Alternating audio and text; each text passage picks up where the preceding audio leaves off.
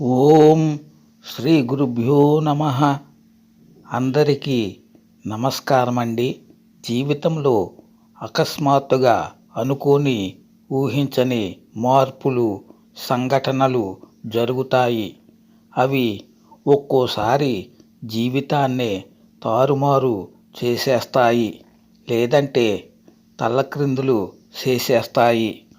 అందుకనే జ్యోతిష శాస్త్రం హెచ్చరిస్తుంటుంది, కానీ నమ్మము, పట్టించుకోము.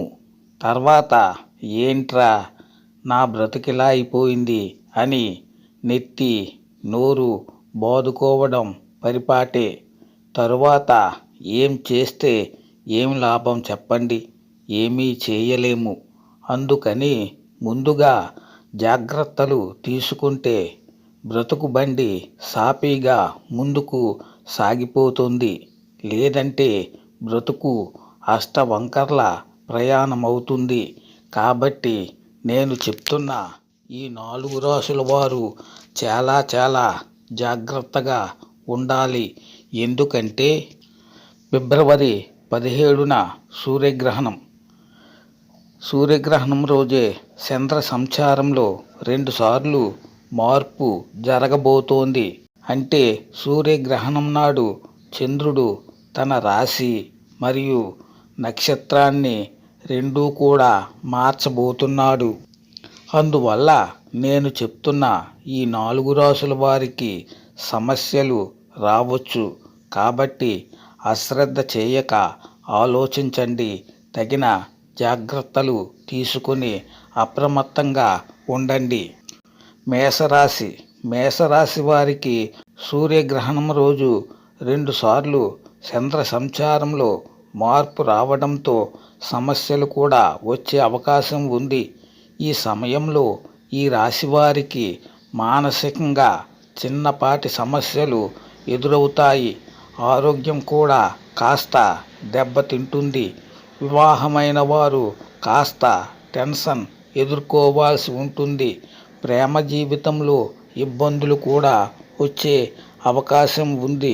కాబట్టి జాగ్రత్తగా ఉండాలి. అలాగే ప్రాజెక్టుల విషయంలో కూడా జాగ్రత్తగా ఉండాలి.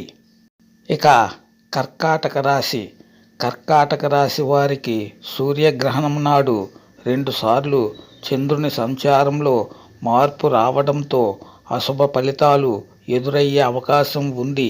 ఈ సమయంలో ఈ రాశివారి తల్లి ఆరోగ్యం విషయంలో శ్రద్ధ వహించాలి.